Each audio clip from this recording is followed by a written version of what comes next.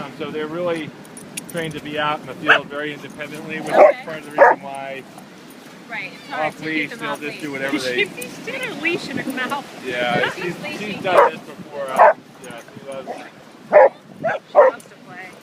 I'm gonna grab her. She goes to daycare almost every day, so Oh, she's does really she? well Oh, socialized. where does she go? She goes to a dog tail and Elliot. Oh, okay. Whoa. We just started that with them down in Hampton. Oh. We're Terrence, He went to training with her. He was awesome. Yeah. great. And actually, he was the one. I had the collar with her. yeah. I really was having a hard time with her off leash, and that's what we ended up doing. And he taught me how he's great. to do that because I really wasn't going to do it. Oh, she's having a Yeah, we blast. first came here and I was like, oh, I'll just let him off leash because I have a lot of friends with dogs. And he was like, you probably shouldn't be doing that. Keep him on a leash and just like. That's work what I your started people. with because at least Like at least you I can couldn't run up catch and her, yeah. you have some control.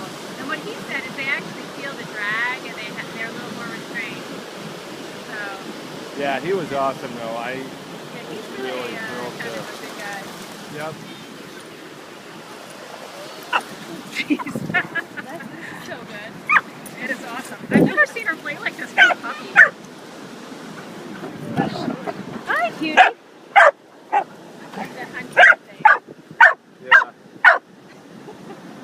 He just recently found his mark, so I'm hoping it's going to stop. Trying to get Callie's attention. Oh, that's up. Too loud. Hey, that's too loud. I think she's had enough, Koa. You're so sweet. Oh, you are. Good girl.